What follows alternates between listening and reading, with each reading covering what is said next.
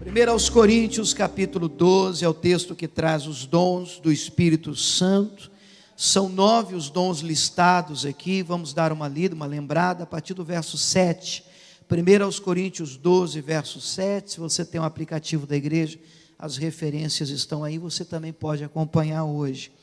O versículo 7 diz assim: mas a manifestação do Espírito é dada a cada um para aquilo que for útil. Aí o que se segue é a lista dos 9 dons. Versículo 8, porque a um, pelo Espírito, é dada a palavra da sabedoria, a outro, pelo mesmo Espírito, a palavra da ciência ou do conhecimento, a outro, pelo mesmo Espírito, a fé, vamos ver isso hoje, a outro, pelo mesmo Espírito, os dons de curar, no plural, vamos ver hoje também, a outro, a operação de maravilhas, vamos ver hoje também, a outro, a profecia, a outro, o dom do discernimento de espíritos, a outro, a variedade de línguas, e a outro, a interpretação das línguas. Nós já vimos, dividimos, em 3 grupos de 3, vamos dar uma olhada na divisão que a gente fez, dividimos em 3 grupos de 3, a fim de que a gente tenha uma ideia clara. Eu vi um missionário uma vez fazendo isso, e eu penso que não está necessariamente na ordem que a gente leu na Bíblia, mas eu penso para efeito didático, para efeito da gente gravar, realmente vale muito a pena você ter essa figura na sua mente, visualizar isso. Nós temos aqui 3 grupos de 3 dons cada grupo. No primeiro grupo, os dons de falar são variedade de línguas, interpretação de línguas e o dom da profecia, que não é a revelação, que a gente já viu isso, já vimos este primeiro grupo, estes 3 primeiros dons. Depois, número 2, os dons de saber de forma sobrenatural. Quais são eles? A palavra de sabedoria, a palavra da ciência ou do conhecimento, dependendo da versão da Bíblia que você usa, e o discernimento de espíritos. Nós também já vimos estes 3 dons do segundo grupo, os dons de saber, inclusive terminamos semana passada com destaque para o discernimento de espíritos. Está tudo disponível também até no nosso aplicativo para você, tanto o vídeo do culto, como também o áudio no podcast do culto também. E hoje nós vamos encerrar com o terceiro grupo. Eu coloquei o título de dons de fazer, sobrenaturalmente, dons de fazer. Há quem coloque um título aí de dons de poder. Mas eu penso que a terminologia pouco importa. Importante é você entender que estes dons estão ligados à nossa ação.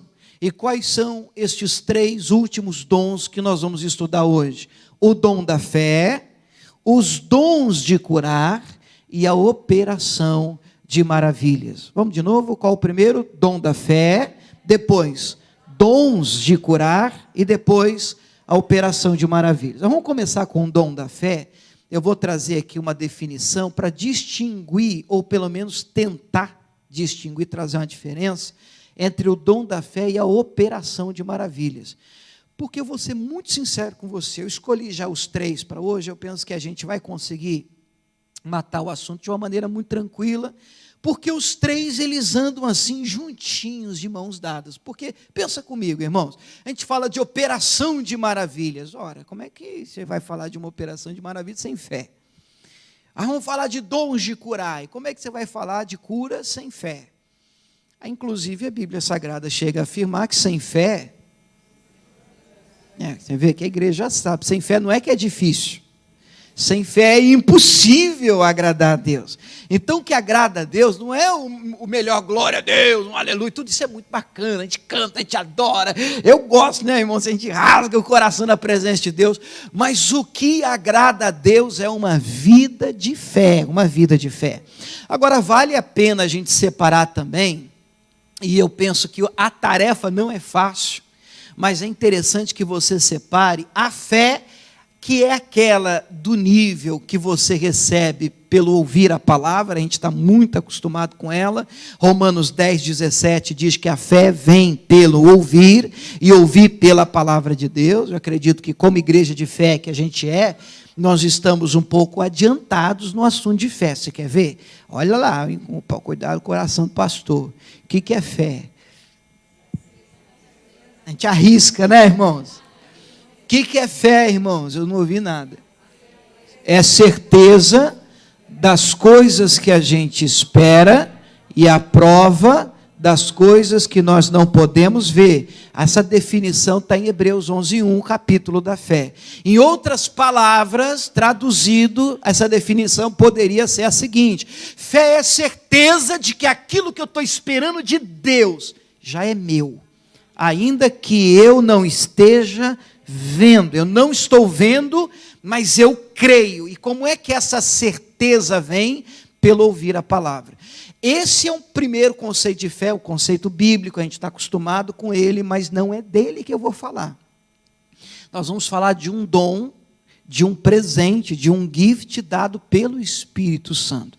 Então, a fé que nós vamos usar, que nós vamos trabalhar, que nós vamos tentar visualizar, é uma fé sobrenatural. Aí eu uso isso com receio, porque aí você vira para mim e diz: mas pastor, e a fé é algo natural? Não, realmente a fé, toda fé, ela te traz o sobrenatural. Você vê que a linha, ela é tênue, ela é fina, onde você consegue visualizar uma operação de um dom da fé, e você desvincular isso do que seria uma fé comum.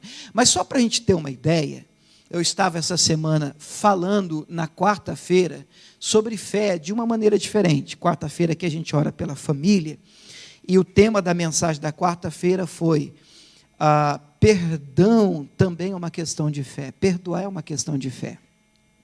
E aí eu estava lendo um texto fantástico, em que Jesus começa a falar sobre perdão com os discípulos. E aí Jesus começa a falar que tem que perdoar, e se a pessoa te ofender, aí ela vier pedir perdão para você, você tem que perdoar. Inclusive o Pedro, em outro texto, outro evangelho, vai dizer: mas quantas vezes, né? Porque o Pedro já era mais, temperamento um pouquinho mais, né, explosivo. Mas quantas vezes tem que perdoar? E Jesus usa os 70 vezes 7. Se 7 vezes no dia vier contra você, 7 vezes se arrepender, você tem que perdoar 7 vezes. E aí a resposta que os discípulos dão imediatamente a esse assunto do perdão é: Senhor, aumenta então a nossa fé. Então você não vai ver os discípulos pedindo mais fé em nenhuma ocasião, para curar, para fazer coisas grandes, para perdoar, ou para fazer maravilhas, mas para perdoar. Quando o assunto é: Senhor, então se eu tenho que perdoar as pessoas, nesse nível eu preciso de ajuda, eu preciso de força, eu preciso de fé, porque não é fácil, e cá entre nós, não é fácil mesmo. Então, por favor, desvincule a questão da fé apenas para você receber uma cura, um milagre físico, uma conquista pessoal. Até porque, quando o assunto é dom do Espírito Santo, os dons ultrapassam as nossas próprias necessidades. Vocês precisam entender, isso tem que estar claro na nossa mente. E eu penso que isso pode nos ajudar muito a entender a diferença de uma fé ou de uma medida de fé que Romanos 3 diz que todos nós temos. Por exemplo, a Bíblia diz que nós somos salvos, isso é pela graça, por meio da fé. Então toda pessoa tem que crer em Jesus Cristo. Quem crê em Jesus como Senhor e Salvador aqui, diga amém. Então, quando nós cremos, nós temos fé de que Ele é o Filho de Deus, nós, pela graça, não é um favor não merecido, mas através da fé, nós então somos salvos. Perceba que todos nós, quando cremos em Cristo, temos uma medida de fé. E eu, lendo a Bíblia, percebo que essa fé pode ser grande, pode ser pequena, porque o próprio Jesus, Ele já repreendeu os discípulos dizendo: pequena sua fé, sua pouca fé. Ou Jesus também já disse, por exemplo, para aquela mulher que toca nele, aquela mulher de Marcos 5, do fluxo de sangue, o centurião que diz: uma palavra só, Senhor, e o meu servo ficará curado. Jesus diz: grande é a tua fé. Perceba então que existe fé grande, existe fé pequena. Então essa medida de fé que nós recebemos pela palavra precisa ser aumentada, precisa ser cultivada, precisa ser tratada. E aí eu me lembro de um culto que o nosso missionário teve aqui, e ele falou sobre Elias, o profeta Elias. E aí ele falou de uma situação em que o Elias estava orando para voltar a chover, e você deve lembrar desse texto, e aí ele fala para o moço assim, vai lá, vê se você consegue enxergar algum sinal. Mensagem que um tempo atrás o missionário pregou aqui, nesse altar. Aí o moço foi lá e voltou dizendo assim, não vejo nada, nada, nada, nada, nada. Aí o profeta disse assim, volta lá 7 vezes. Você conhece esse texto ou não? Aí na hora que ele foi lá na 7ª vez, ele olhou e viu uma nuvem, não me pergunta como é que ele viu isso, uma nuvem do tamanho da mão de um homem. Que visão, né? Ele viu, assim que ele relata, não sei se era assim mesmo, ou porque ele estava vendo de longe, claro, mas ele traz esse relato, eu vejo uma nuvem do tamanho da mão de um homem, e o profeta já levanta e diz, corre, fala para o rei Acabe correr, porque senão a chuva vai apanhá-lo, e o tempo fecha, e vem aquele chuvão, depois de 3 anos e meio, sem cair uma gota de água, os céus se abrem, e a chuva vem. Eu creio em uma abundante chuva de bênção sobre a sua vida, mas eu entendo que às vezes nós precisamos ir e voltar algumas vezes até a nossa fé alcançar um nível, até a nossa fé ficar madura, para receber essa chuva que Deus quer mandar. Eu acredito que é a vontade de Deus derramar uma chuva de bênção, de graça, de milagre, inclusive hoje mesmo aqui na nossa reunião. Você pode dizer glória a Deus por isso? Mas eu também entendi naquele dia, quando o missionário pregou isso, e ele falou exatamente sobre isso, que a fé, ela precisa ser trabalhada, exercitada, a fim de que você vá crescendo, porque se você, é igual o músculo, querido, é igual você ir para a academia, você ir malhar, se você não exercita, parece que você está bem. Eu tive essa experiência, eu falei, não, eu estou tranquilo, eu estou bem. Aí depois que eu fui fazer um exercício, querido, ou me colocaram para fazer, né? Irmão do céu, no outro dia, você diz assim, estou bem nada. Você precisa trabalhar, só que se você insistir, se você ficar firme, se você não desistir, porque o que acontece com a maioria que desiste. Mas se você ficar firme, se você vencer esse processo, daqui a pouco você vai aumentando, você vai crescendo, você vai se fortalecendo, os músculos vão crescendo e você vai ficando forte, e a fé não é diferente. Situações vão surgindo e você precisa usar a sua fé. O problema, irmãos, é que às vezes eu penso que as pessoas já começam no alto, já querem usar a fé para meu Deus, eu vou fazer a tampa do telhado sair. Não precisa disso.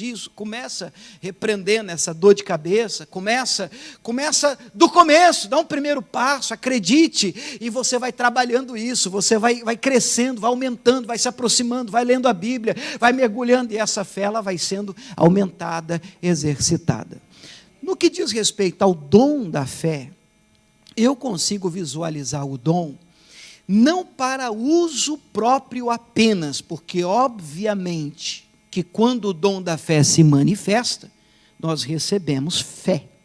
Isso me parece óbvio, o dom da fé, o nome já diz. Nós recebemos fé. Fé para quê? Para receber um milagre. Mas esse milagre, na minha opinião, não tem a missão, o objetivo de abençoar só você. Deus faz algo na vida de alguém para que o corpo, para que um grupo reconheça a presença de Deus ali. Porque o padrão de 1 aos Coríntios 12 é esse. Se você lê, começa com os dons, a gente acabou de ler, mas se você continuar lendo, fala sobre o corpo de Cristo como a igreja. Nós somos a igreja, nós somos o corpo de Cristo. Diga glória a Deus. Então, para quem os dons servem? Para estruturar o corpo, para que a gente cresça como igreja. Não estou falando de prédio, não estou falando de número de pessoas, eu estou falando de um crescimento do corpo, de um amadurecimento, onde os membros são usados, entendem a sua função, são úteis, e Deus usa o braço, Deus usa a perna, Deus usa os membros do corpo, tudo isso para fazer com que o corpo glorifique a Deus. Então, como é que isso aqui, irmão, não é fruto de internet, eu defino fé, o dom da fé, eu coloco assim, não sou o dom da verdade, então você anota, se você entender diferente, melhor do que eu, glória a Deus.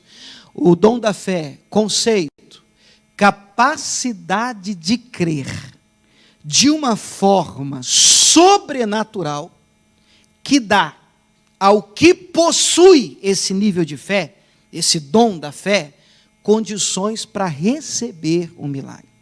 Uma capacidade, isso você não anda com ela 24 horas. Eu penso que nenhum dom, você fica 24 horas vivendo debaixo do dom. Eu particularmente, não vejo assim. Eu penso que os dons, todos os 9, eles atuam em momentos na nossa vida, momentos oportunos. Às vezes pode acontecer dentro da igreja, mas não necessariamente só dentro da igreja. E eu também acredito que não há necessariamente um botão no meu corpo, no seu corpo, na sua vida, em que você diz assim, agora eu quero usar o dom de curar. Eu penso que o Senhor faz, em determinados momentos, o Espírito de Deus vem, e a gente sente pelo Espírito, meu Deus, vamos fazer essa oração. É claro que orar para a cura, e daqui a pouco nós vamos fazer, nós vamos experimentar isso. Eu penso que a vontade de Deus é essa, nós podemos sempre trabalhar na fé, sempre crer, é nosso desafio. Eu penso que até a responsabilidade nossa é acreditar, amém ou não amém? Mas quando eu falo dos dons do Espírito de Deus, eu penso que o Senhor Deus vem e trabalha em momentos, às vezes a gente não está nem esperando, e o Espírito de Deus vem e toca o coração. É difícil de explicar isso, e você sente fazer algo, e faz algo, e é assim que você tem que estar sensível à voz de Deus. Por que eu coloquei o segundo e a definição aí também de operação de milagres? Porque eu penso que fica fácil a gente pelo menos enxergar uma distinção entre os dois, porque os dois são muito parecidos. Mas como é que eu enxergo a diferença entre um e outro? Eu vou falar um pouco mais sobre a fé, mas só para você entender, a operação de milagres é, ao meu ver, repito, William, capacidade de crer de uma forma sobrenatural, que dá ao que possui esse nível de fé, até aqui tudo igual. Condições para, o detalhe aqui é diferente, realizar o milagre, operar maravilhas. Qual é a grande distinção que eu enxergo entre o dom da fé e a operação de maravilhas? No dom da fé, eu recebo fé, eu tenho fé para receber. E no que diz respeito à operação de maravilhas, eu tenho a fé, o dom da operação para agir, para fazer. Então, quando nós estamos debaixo de uma operação dessa fé, da parte de Deus, claro, que em Hebreus 11, por exemplo, vamos dar uma checada no rol da fé, é o capítulo dos heróis da fé. Eu penso que vale a pena a gente dar uma examinada. Eu vou pular alguma coisa, né, porque o nosso tempo ele é curto, mas eu penso que vale a pena a gente dar uma olhada em Hebreus 11. Deixa eu ler primeiro o verso 8. Hebreus 11, 8. E aí qualquer coisa você pode ir olhando aqui no telão, a gente vai ganhando tempo. Por exemplo, vamos começar com o Antigo Testamento. Mesmo tendo por parte de alguns uma certa resistência quando o assunto é dons do Espírito, e eu até entendo a resistência, porque, peraí, pastor, se é dom do Espírito, como é que o Espírito no Antigo Testamento, alguns têm dificuldade um pouco de enxergar, mas quando a gente vê o rol em Hebreus, e isso sendo citado, a gente consegue perceber que um nível de fé diferente esse pessoal tinha. Por exemplo, Abraão, em Hebreus 11, 8, diz assim, pela fé, Abraão sendo chamado, o que ele fez? Obedeceu, indo para um lugar que havia de receber por herança, e saiu sem saber para onde ia. Você percebe uma coisa? Quando a gente fala de fé, a gente já pensa, eu estou precisando tanto de resolver um problema, eu quero essa fé. Querido, fé não é só para resolver problema. A gente precisa também ter fé para obedecer quando a gente não entende o que Deus está pedindo. A gente sabe o que Ele está dizendo, a gente sabe para onde Ele está apontando, mas não faz sentido para a gente. Eu não sei se você já passou por um momento assim na sua vida, em que você tem uma palavra, e você diz, mas Deus, você está mandando eu fazer isso? Estou mandando você fazer isso. Você vai para a Bíblia, só dá isso. Você participa de culto, só dá aquilo. Você, meu Deus do céu, o que é isso? Você abre a internet, você vai ouvir uma mensagem, só dá isso, só dá isso, você dá isso. Daí, quando você para pensar, você fala assim, meu Deus, isso é loucura. Quando você conta para alguém, você está louco. Mas a fé também é muito necessária quando o assunto é obediência. Amém ou não amém? Precisamos de fé para obedecer. Olha Hebreus 11, ainda no capítulo 11, no verso 24. Um outro exemplo é Moisés. No verso 24, o texto diz, 11, 24. Pela fé, Moisés, sendo já grande, recusou ser chamado filho da filha de Faraó, escolhendo antes ser maltratado com o povo de Deus, do que por um pouco de tempo ter o gozo do pecado, tendo por maiores riquezas o vitupério de Cristo do que os tesouros do Egito, porque tinha em vista a recompensa. Moisés é um exemplo para mim, não só de fé para obedecer, como de fé para decidir. Tem momento que a gente precisa tomar uma decisão, e aí você precisa de fé, porque o que é fé no sentido literal da palavra? Certeza. A gente precisa de tomar decisões com certeza, a gente precisa de dar passos com certeza, e às vezes, irmãos, essa convicção não vem, a gente fica, meu Deus, será que eu vou, que eu fico, que eu subo, eu desço, se eu viro à direita, à esquerda, meu Pai, o que está faltando? Certeza. E o que é certeza? Fé. Que nós precisamos dessa ação de Deus na nossa vida. Ainda no capítulo 11, nesse rol maravilhoso dos heróis, o verso 32 diz assim, que mais direi? Faltar-me-ia o tempo contando, olha a turma, Gideão, Baraque, Sansão, Jefté, Davi, Samuel, dos profetas, os quais, olha o detalhe, pela fé, o que eles fizeram pela fé? Venceram reinos, praticaram justiça, tem que fazer, meu Deus, eu preciso ser justo, pela fé, alcançaram promessa, então fé serve para alcançar promessa, fecharam a boca dos leões, eu só consigo lembrar de um que fez esse negócio aí, Daniel. Você lembra do Daniel? Não, lembra a maneira de falar, né, irmãos? Mas em Daniel ele teve no capítulo 6, ele teve um problema com os demais, a minha tradução chama de sátrapas. A turma que trabalhava junto com ele, o pessoal era ciumento, é difícil quando você trabalha com gente ciumenta, né? Você trabalhou já na sua vida alguma vez com gente ciumenta? Você não pode fazer um pouquinho que a pessoa, já veio, quer puxar o meu tapete, já. É complicado, né? Quando a gente não está focado mesmo em quem a gente está adorando, servindo, é complicado. Mas aí começaram a ter, em vez de Daniel, conseguiram fazer o rei assinar um decreto, e naquele decreto não podia pedir nada a ninguém, senão ao rei. Olha que humildade do rei, né? O rei caiu no orgulho dele. Aí ele assina aquele decreto, não podia pedir nada. Qual era a pena se pedisse para qualquer outro que não fosse o rei? Cova dos leões. E eles sabiam que Daniel orava 3 vezes por dia. Aí pegaram o Daniel, não precisou nem de força, né? Só ficaram esperando. Pegaram o Daniel orando. Daniel não deixou de orar. Pegaram o Daniel e jogaram na cova dos leões. Com o coração apertado, o rei teve que jogar o Daniel na cova dos leões. No outro dia cedinho, o primeiro que foi na cova foi o rei, e o rei já foi assim, com o coração na mão, ô Daniel, será que o Deus que você serve poderia ter te livrado dos leões? Aí lá da cova, sabe o que o Daniel gritou? Rei, seu miserável, você me paga. Eu conheço uns crentes que falaria até pior, mas o Daniel diz assim, ó rei, Dario vive para sempre. O cara foi na cova, jogado pelo chefe na cova, ele ainda entendia que deveria ser submisso àquela autoridade e honrava aquela autoridade. O camarada é de Deus demais. E ele diz, rei, Deus enviou o seu anjo, amarrou a boca dos leões, e aí tiraram Daniel de lá. Aí você olha para isso e diz assim, pastor, por que eu acredito numa fé sobrenatural aqui a nível de um dom? Porque isso ultrapassa um livramento de Daniel só. Deus não fez isso só para poupar Daniel. O que acontece depois disso? O rei baixa um decreto, um edito, dizendo, a partir de hoje, todo mundo aqui tem que reconhecer que Deus de verdade é o Deus de Daniel. Então, quando eu vejo que isso sai da caixa, eu percebo que Deus tem um propósito maior do que abençoar apenas a pessoa, apenas aquela pessoa que recebeu a bênção. O propósito ele é maior do que isso. Eu penso que o mesmo padrão se segue, olha só, ainda estamos no versículo 33, 34 agora, fecharam a boca dos leões, apagaram a força do fogo. Quem que passou por isso? Você lembra dos três?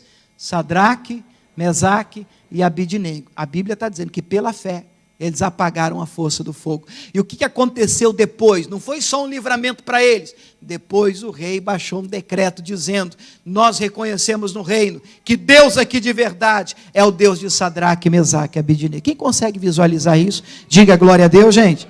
Agora, no Novo Testamento, se você abre a Bíblia em Atos 28, isso para nós agora é um pouco mais claro, no Novo Testamento, Atos 28, versículo 3, uma história que eu gosto muito. Estamos falando ainda de fé, mas fé com um propósito de livrar não apenas aquele que recebe a bênção. Claro que sempre alguém recebe a bênção, mas essa bênção ultrapassa os campos do pessoal.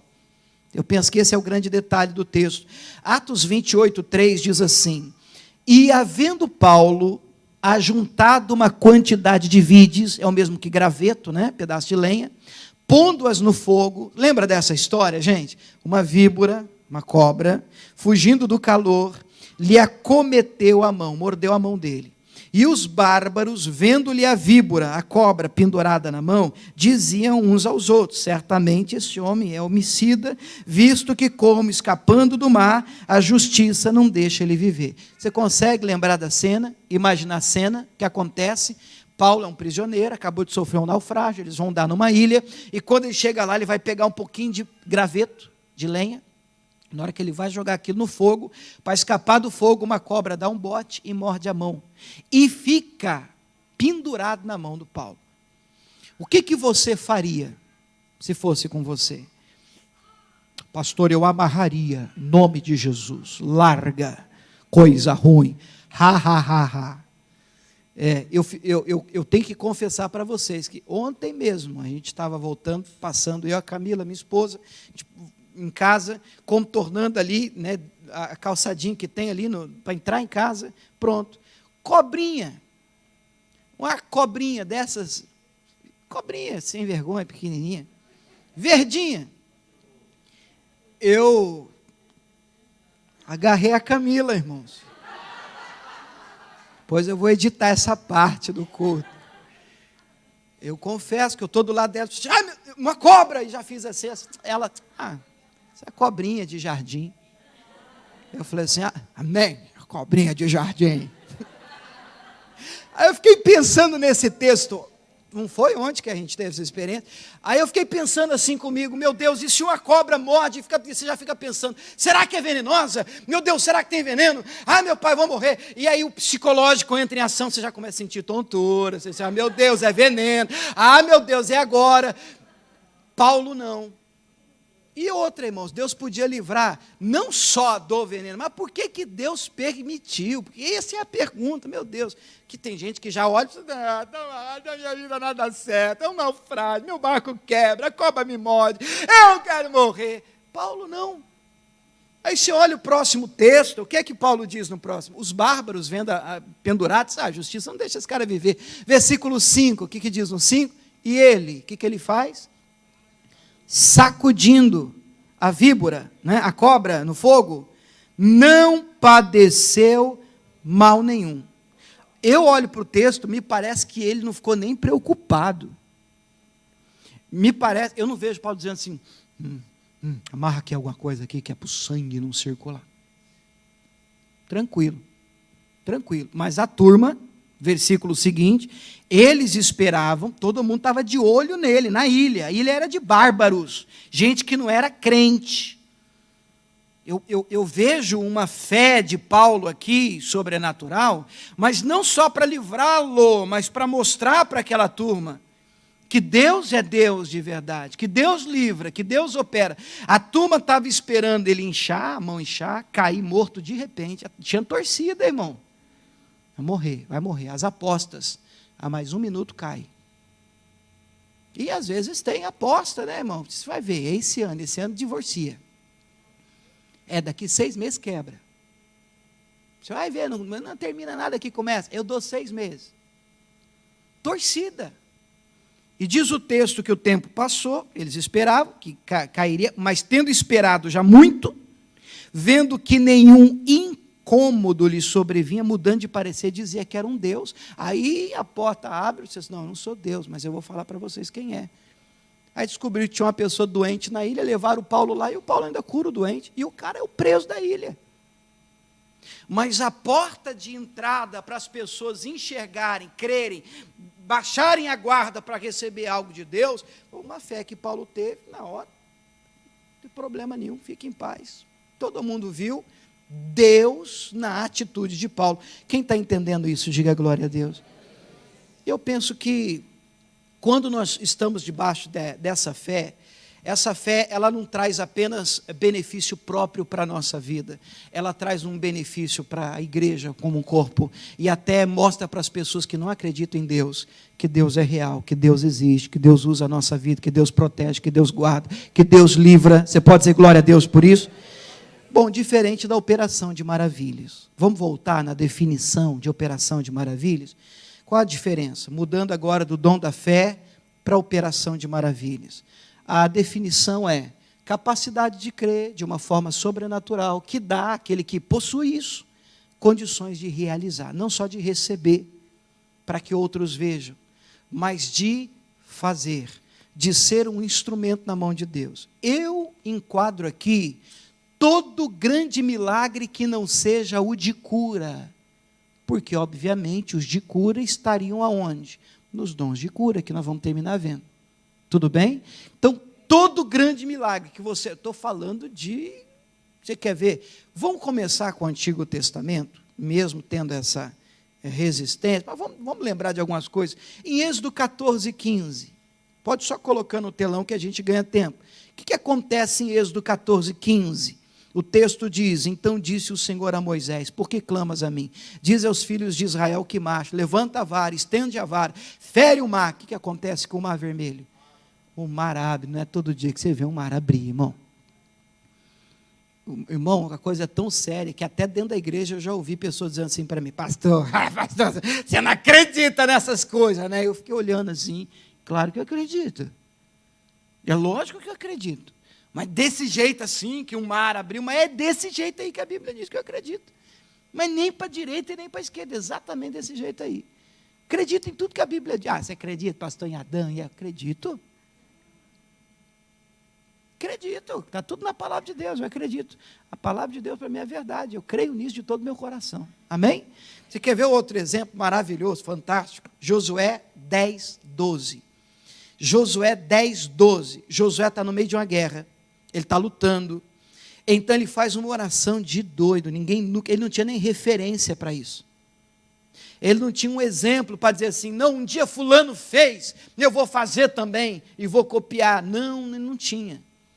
E ele ora dizendo, sol, detente em Gibeão, lua no vale de Aijalon, e o sol se deteve, a lua parou, até que o povo se vingou dos seus inimigos. O tempo parou. Você acredita nisso? Acredito. Irmão, e eles não tinham as informações que hoje a gente tem. A gente sabe que a Terra gira em torno de si, em torno do Sol, tal do sistema solar, essa rotação que dá a questão do tempo, dos anos, dos dias. Irmão, ele não sabia de nada disso. Hoje, com a ideia que a gente tem, a gente percebe, Sol para. Não, na verdade, o Sol não precisa parar, ele não anda. Que está parado, é a Terra que se gira ao redor do Sol, mas ele não tem a informação que a gente tem. O que Deus teve que fazer? Parar todo o sistema solar, só puxou o freio de mão. Por quê? Porque um tal de Josué orou. Pastor, você acredita numa coisa dessa? Eu acredito que isso é uma tremenda operação de maravilhas. Isso é maravilhoso, ou não é maravilhoso? Agora isso Josué fez porque estava de boa, em casa, saiu na sacada e disse assim, vamos parar o tempo hoje? Sol para! Não, o propósito era maior do que uma exibição pessoal. É isso que eu percebo nessas manifestações. O propósito sempre vai ser maior do que você mesmo. O propósito sempre vai ser maior do que uma exibição de um pastor. Não, irmão, vamos lá fazer, porque os dons... Não, o propósito sempre é maior do que a exibição pessoal. Quem pode dizer amém? Novo Testamento, Atos capítulo 9, os exemplos ficam um pouco mais claros no Novo Testamento. Em Atos 9, verso 36, Pedro vai ressuscitar uma menina aqui. Eu penso que operação de maravilha, ressurreição entra no rol de operação de maravilhas. Há quem diga até para mim assim, pastor, mas, por exemplo, quando Jesus ressuscita Lázaro, Lázaro morreu doente, né? Lembra que mandaram um recado para Jesus? Está enfermo aquele que o Senhor ama. Aí Jesus demora, quando ele chega já estava 4 dias já sepultado. Aí Jesus ressuscita o Lázaro. Você acha que o Lázaro saiu doente? Não, ele ressuscitou sarado, ele ressuscitou curado. Então tem gente que enxerga aí também uma manifestação de cura, mas para mim é uma operação de maravilhas. A camarada está morto e volta à vida, que é isso, irmão? Isso é maravilhoso. Atos 9:36 diz assim: e havia em Jope uma discípula chamada Tabita, que traduzido se diz Dorcas. Estava cheia de boas obras, esmolas que fazia. E aconteceu naqueles dias que, enfermando ela, morreu doente. E tendo-a lavada, depositaram num quarto alto.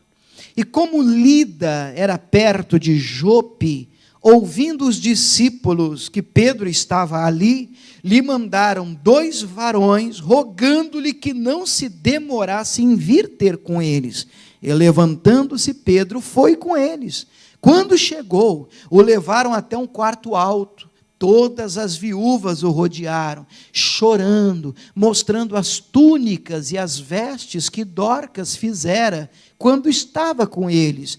Mas Pedro, fazendo-as sair a todas, pôs-se de joelhos e orou. E voltando-se para o corpo, disse: Tabita, levanta-te. E ela abriu os olhos. Vendo a Pedro, assentou-se, e ele, dando-lhe a mão, a levantou. Chamando os santos e as viúvas, apresentou-lhe a viva, e isso foi notório por toda Jope. Qual é o detalhe do final do texto?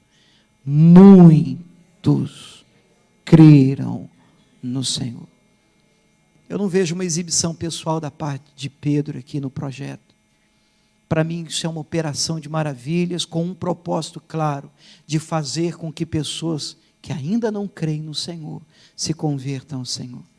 Deus nos dá dons, irmãos, presentes, o Espírito Santo distribui para a igreja, para que a igreja seja fortalecida, para que a igreja cresça com Ele, e para que a igreja mostre para o mundo que nós somos do Senhor, que o Senhor mora, que o Senhor existe, que o Senhor é real, que Ele ainda opera, que Ele ainda faz maravilhas no nosso meio.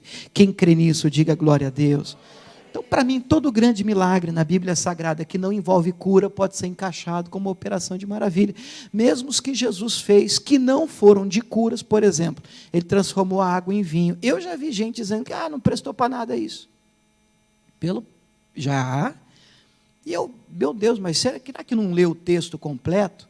Porque o texto de João 2, depois que Jesus termina, faz o milagre da transformação da água por vinho, no casamento em Caná da Galileia, a Bíblia diz que ele principiou assim os seus milagres, e por causa deste milagre, os discípulos creram nele. Você não segue uma pessoa que você não acredita nela. Então, para que esse primeiro milagre? O grande motivo do primeiro milagre, os 12 creram nele. Está lá no final do texto, por causa desse primeiro milagre. Então, sempre haverá um propósito maior do que uma exibição pessoal. Amém? Quem crê nisso, diga glória a Deus. Vamos falar do dom da cura e vamos fazer uma oração linda aqui hoje.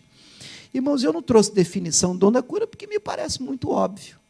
Quando a gente fala de um dom de curar, nós estamos falando de cura propriamente dita, a capacidade que o próprio Espírito Santo nos dá. Aqui eu não estou falando apenas de receber, mas principalmente de ser usado por Deus nesse nível onde pessoas sejam curadas. Os exemplos são os mais diversos na Bíblia. Nós podemos usar o antigo e principalmente o novo está recheado. Só que a gente precisa acreditar numa coisa antes da gente citar um ou outro exemplo. Isaías 53, 4 e 5. para nós da Igreja da Graça, isso é texto decorado. Fala amém. Vamos tentar então. Verdadeiramente, Ele tomou sobre si as nossas enfermidades, as nossas dores, Ele levou sobre si. Nós o reputamos por aflito, ferido de Deus e oprimido, mas Ele foi ferido pelas nossas transgressões, moído pelas nossas iniquidades. O castigo que nos traz a paz estava sobre Ele, e pelas suas pisaduras nós fomos sarados. Você pode dizer glória a Deus por isso? Nós precisamos, em primeiro lugar, acreditar nisso. Acreditar nisso.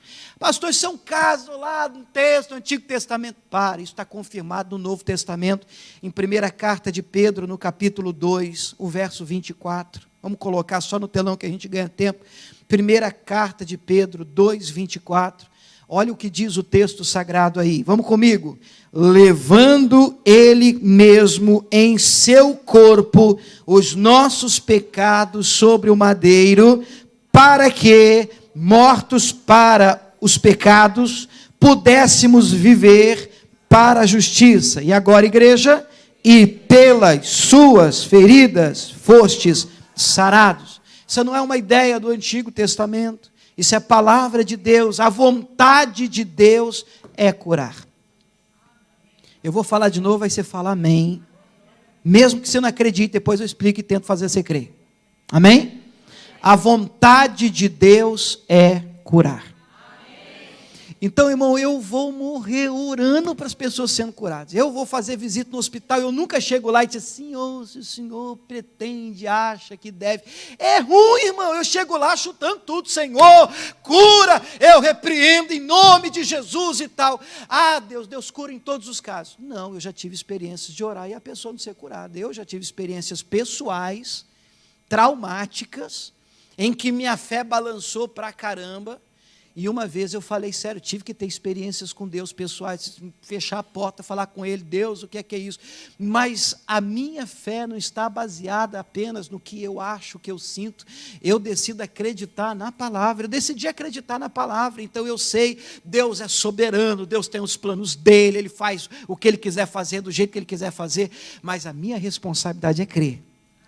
A minha responsabilidade é crer. Eu oro para as pessoas serem curadas. Ao mesmo tempo, eu já tive também experiências fantásticas, mas eu não estou aqui para enganar ninguém, para ludibriar ninguém, para dizer a você, o mundo é colorido, glória a Deus, você ora, sempre vai ser assim. Não, eu não estou dizendo assim para você, eu estou dizendo que já tive experiências de orar e, meu Deus, não entender, meu pai, o que é isso, mas eu também já tive experiências maravilhosas. Gente, eu já tive experiências, eu vou te contar uma, deixa eu ler primeiro um texto de Jesus em Mateus 8, para te provar que Jesus Cristo é fantástico. Mateus 8,16 diz assim, Mateus 8,16, vamos ler alguns versículos. Chegada a tarde, trouxeram-lhe muitos endemoniados, e ele com a sua palavra expulsou deles os espíritos, e agora lê, e curou metade, 99%, todos que estavam enfermos. Mateus 12,15, o que diz Mateus 12,15? Jesus, sabendo isso, retirou-se dali e acompanhou uma grande multidão de gente, e ele curou a todos. Atos 10:38, saindo do campo de Jesus Cristo. Olha Atos 10:38, a gente pode até usar um texto do Novo Testamento para falar da unção que estava sobre o Senhor.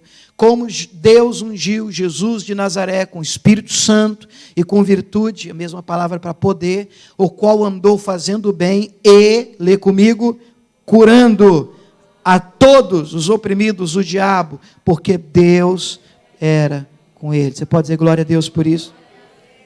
Eu tive uma experiência no início do meu ministério, eu não era nem pastor. Como eu disse a vocês, eu não estou aqui para ludibriar, enganar ninguém. Já tive experiências ruins, mas eu já tive muitas experiências fantásticas. Eu não era pastor, eu era um obreiro na igreja de Cuiabá. Não sabia pregar direito. Se eu contei para vocês que meu primeiro culto, meu irmão, eu não sei se era 8 ou 10 pessoas que tinha. Era um domingo à tarde, eu lembro disso, eu tinha pouquinha gente. E o pastor disse assim para mim: hoje você vai fazer seu primeiro culto. Eu bambiei, passei mal, misericórdia, as pernas. E eu fiz tudo em 15 minutos. Eu acho que não deu 15. Estou falando da abertura do culto, eu cantei, eu preguei, eu pedi oferta e terminei tudo, não deu 15 minutos. Não olhava para ninguém, só para o teto. Irmãos, nós vamos agora ajudar a obra de Deus. Resultado, no outro domingo não voltou ninguém. Não voltou ninguém. À tarde, né? Ele fazia os cultos da manhã e da noite, e ele me deu da tarde para fazer. E aí eu de tarde preparei uma palavra e falei assim: não, hoje vai ser melhor. Não veio ninguém. Aí eu falei com Deus: Deus, acho que esse negócio não é para mim, não. Eu acho que esse negócio não deve ser para mim, não. E na outra semana, depois do culto da manhã, o pastor realizou. Aí ficou uma família, e aí eles trouxeram assim no altar, aí só tinha eu, todo mundo tinha ido embora. Depois eu fiquei até chateado, falei: puxa, tinha que ter mais gente para ver isso aqui, que ninguém vai acreditar nesse negócio, não. Mas como o propósito do dom não é para exibição pessoal, Deus sabe o que faz, né? Deus sabe o que faz. Todo mundo já tinha ido embora, e veio uma família, e ela, uma garota de uns 15, 16 anos, muda e surda. Eu nunca vi um negócio desse, porque ela não ouvia, ela não falava. E eu confesso para você, irmão, que eu não orei assim: meu Deus, eu acredito, vai sair daqui anjo. Não, oração. Eu tenho que confessar para você que, irmão, é Deus, não entendo. E eu coloquei a mão nela, mas caprichei, em nome de Jesus, Deus, eu coloco a vida dela dentro do Senhor. Na hora que eu tirei a mão, essa mulher começou a falar, essa mulher começou a ouvir, e a família começou a chorar, e eu chorei junto. E eu falei assim: gente, mas não tem nenhuma câmera pegando isso aqui, não estamos nem transmitindo. Eu vou contar, ninguém vai acreditar. Jesus, como é que não pode? Por que não fez isso no domingo de tarde? Porque o pessoal ia acreditar que eu sou de Deus. Hoje eu entendo, irmãos, dom de Deus não é para a pessoa acreditar que você é o cara. Deus não tem compromisso com as nossas birras, irmãos, com a nossa carnalidade. Eu acho que isso que impede as pessoas até de ousarem crer mais, porque isso não é para pastor. Eu não estou falando de dons para você, e os dons eles devem ser dados para quem tem um crachá. Quanto tempo você tem de ministério? Para, irmão, a Bíblia diz em Marcos 16 que os sinais seguem os que creem. Os que creem, você está à disposição do corpo de Cristo. Inclusive, esse é o detalhe, os dons é para o fortalecimento do corpo.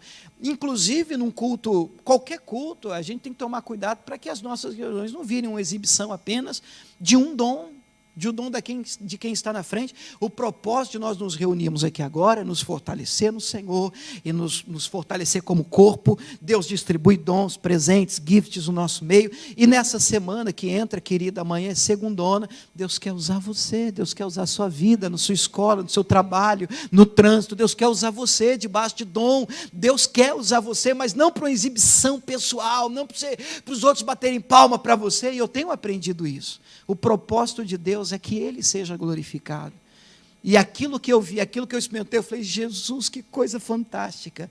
Quando eu lembro daquela menina, e a família chorando, e eu chorando junto, um abraçando o outro, contando para o pastor: pastor, olha o que aconteceu. E quem que era William? Eu era o obreiro, do auxiliar ainda. Mas o nosso Deus é misericordioso. Estou te falando, pode usar você, Ele quer usar você, Ele quer mudar a sua sorte, quer abençoar a sua vida. Antes de orar com vocês, queridos, deixa eu ler um último texto de Mateus 9:35. Eu penso que aqui está o grande segredo para você ser usado em qualquer que seja os 9 dons. Olha só, eu queria que você lesse comigo e sublinhasse, marcasse uma frase. Mateus 9:35 diz assim: e percorria Jesus todas as cidades e aldeias, ensinando nas sinagogas deles, guardadas as proporções, a igreja da época, e pregando o evangelho do reino, curando todas as enfermidades e moléstias entre o povo. Diga glória a Deus. Olha o detalhe agora: e vendo a multidão, olha a frase, teve compaixão deles. porque andavam desgarrados e errantes como ovelhas que não têm pastor. O combustível que movia Jesus era a compaixão. Você sabe o que é compaixão? Eu não estou falando de uma dó. Eu não estou falando de você tadinho, não é só isso, pode estar ligado, pode parecer isso, mas é você se colocar no lugar da pessoa. Isso é compaixão. Eu penso que é o que falta para muita gente, inclusive até no altar, irmãos. Eu acho que o que deve levar a gente a orar por alguém que está doente, fazer você sair de casa um domingo à tarde, se eu vou no hospital fazer uma visita, não é um crachá, não é uma escala na igreja, não é a prestação numérica de contas que você tem que dar para um provável líder que você tenha, mas a compaixão pelas pessoas. É você olhar para a pessoa, é você olhar, você que tem filho, você vai entender. Quando a gente vê uma criança doente, lá em Jaú, por onde eu passei, tem um hospital chamado Amaral Carvalho, não sei se você conhece, um hospital famosíssimo na região de Bauru. Ele é em Jaú, na cidade de Jaú, e é um hospital de câncer, ele tem uma ala pediátrica ali, querido, eu já fui fazer visita ali, a gente sai dali quebrado, chorando e dizendo, Deus, eu não tenho problema. Vocês entendem o que eu estou falando, irmão? Deus, eu não tenho problema, Deus me perdoa, eu estou aqui reclamando que minha internet é lenta. Vê se isso é problema, irmão. E é porque eu queria tanto como trocar meu carro, eu não consigo, irmão, não tenho problema. Tem gente sofrendo, e o que falta para as pessoas? Compaixão. O que move, ou pelo menos deveria mover a gente, dizer assim, meu Deus, eu vou orar por essa pessoa. E eu mesmo, irmão, como pastor, eu estou te falando, irmão, às vezes a gente tem que voltar ao primeiro amor, a gente tem que fazer um concerto com Deus, e às vezes a gente fica, não, eu não vou orar, porque assim, eu não tenho uma palavra, eu queria ter uma palavra, que é para eu poder ter a convicção que vai acontecer, porque eu não quero passar vergonha, então eu estou mais preocupado com o meu nome, do que com o que Deus deseja realizar. Irmão, eu vou fazer a minha parte, eu vou orar para Deus curar mesmo, eu vou orar para Deus livrar mesmo, irmão, e o resto é com Deus. A nossa parte é ousar, irmão, porque olha, irmão, se fosse meu filho, se fosse alguém da minha família, eu ia querer que o meu pastor orasse, eu ia querer que o meu líder orasse, eu queria querer que alguém orasse, eu ia querer que alguém ousasse acreditar, eu ia querer ajuda. As pessoas querem ajuda, irmãos. Tem gente sofrendo. E o que é que tem que mover a gente? Compaixão. Nos colocar no lugar da pessoa e dizer, meu Deus, se fosse eu. Você vai ver essa frase direta no Novo Testamento, principalmente quando Jesus vem operando milagres. E Jesus movido de íntima compaixão. E Jesus movido de íntima compaixão. E Jesus movido de íntima compaixão. E olha a humanidade de Jesus. O homem chega em João 11, na porta do túmulo do Lázaro. Ele chora, Jesus chora. Aí você diz assim, o homem sabia que ia ressuscitar. Ele podia chegar lá dizendo, para com isso, tira aí essa pedra logo, vamos parar de besteira, eu já sei o que vai acontecer. Não, ele tem compaixão, ele se importa, ele sente. E por que nós vamos fazer diferente? Que Deus, irmãos, nos tome como igreja aqui nessa manhã, e que nos dê um combustível, mais do que desejo de uma exibição pessoal, o desejo de sair e dizer, eu sou muito usado nos dons, no dom disso, no dom daquilo, sabe, querido, não é isso que Deus procura, não. Deus quer corações quebrantados. Deus precisa usar membros, vasos de um corpo de Cristo, de igreja, onde as pessoas realmente sintam a dor do próximo, sintam a dor do outro, em nome de Jesus. Amém ou não amém? Tá. Senhor Jesus, eu te peço, consagra estas mãos, meu Pai, pessoas que estão aqui precisando de um milagre, e pessoas que estão aqui, meu Pai, orando por alguém que precisa de um livramento, alguém que precisa de um grande milagre, seja na saúde ou não. E nós vamos levantar, ó Deus, aqui um clamor, porque cremos, acreditamos, ó Deus, dos milagres do Senhor, acreditamos que o Senhor não mudou. Tua palavra, meu Pai, nos aponta essa verdade. O Senhor é o mesmo ontem, hoje e será eternamente. Unge estas mãos, consagra estas mãos em nome de Jesus. Coloque essa mão em cima de uma dor, de uma doença, de uma enfermidade. Se não tiver, coloca no coração. Se você estiver orando por alguém, coloca no coração.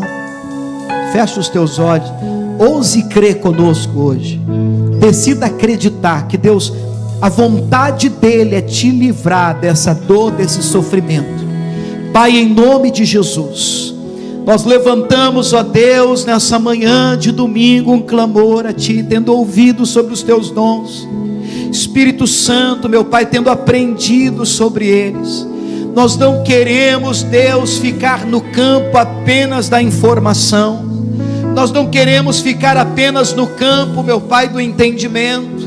É bom saber, é bom entender, mas Deus, nós queremos provar, como está escrito, provar e ver de que o Senhor é bom. Queremos experimentar de curas nesse lugar, queremos experimentar de milagres aqui, meu Pai, nessa manhã, de um Deus que ainda cura colunas que estão tortas, em nome de Jesus de Nazaré. Endireitem hoje, em nome de Cristo. Eu repreendo essa hérnia, eu repreendo esse mal, meu Pai, nos ossos, eu repreendo este problema em nome de Cristo, essa fraqueza, osteoporose que tem tomado conta dos ossos, essa dor fina nos nervos, esse problema no nervo da perna, eu repreendo em nome de Jesus esse mal no nervo ciático. Sai daí hoje em nome de Cristo. Jesus vai liberando aqui agora nessa manhã uma unção que cura, que livra, que liberta, pois temos compreendido que pelas tuas feridas esse tem sido o seu desejo, a tua vontade. Há muitos anos o Senhor foi cravado numa cruz, e em cada ferida feita no teu corpo, Cristo, foram depositadas as nossas dores, as nossas doenças, as nossas enfermidades. Eu digo, desde uma dor de cabeça, até um câncer, até um nódulo, até um tumor, até uma hérnia, até um problema grave, até um problema na pele, até um problema de alergia, até um problema de uma queda, uma sequela de um tombo, de um acidente que essa pessoa teve, em nome de Jesus, e o ombro ficou, meu Pai, ficou ruim e não consegue fazer o movimento normal, e existe ali uma dor fina, há uma dependência de remédio para dormir. Eu digo em nome de Jesus, mal saia, vai saindo, vai soltando este povo, vai soltando essa igreja, vai soltando esse homem é de Deus, vai soltando essa mulher é do Senhor, em nome de Jesus de Nazaré. Mal que tem pedido essa pessoa de gerar, mal que tem fechado a porta para ele e para ela,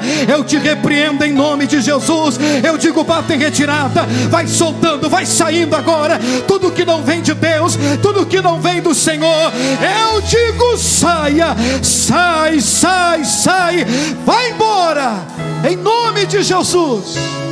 Oh, levante as mãos. Você tem fé para agradecer a Deus, querido? Você tem fé para adorar a Ele? Você tem fé para dizer obrigado, Jesus? Obrigado pela cura, obrigado pelo livramento, obrigado, Senhor Jesus. Arranca, meu Pai, esse problema de vista, em nome de Jesus, essa dor, essa enxaqueca, e parece que tem hora, todo final de tarde, meu Deus, parece que tem hora para chegar e perturbar a vida dele, a vida dela. Tira, meu Pai, em nome de Jesus, esse esporão hoje, em nome de Jesus, essa queimação, essa alergia de alimentos. Essa pessoa vive privada, meu Pai, do melhor dessa terra, em nome de Jesus de Nazaré. Eu digo, seja livre, seja sarado, seja curado, curada, em nome de Cristo, para a glória de Deus. Levanta as mãos e diga, Pai, eu recebo minha bênção hoje, meu milagre, me declaro livre, sarado, para a glória de Deus. Você pode aplaudir o Senhor, que Ele merece. Você pode aplaudir a Ele como quem crê, como quem acredita.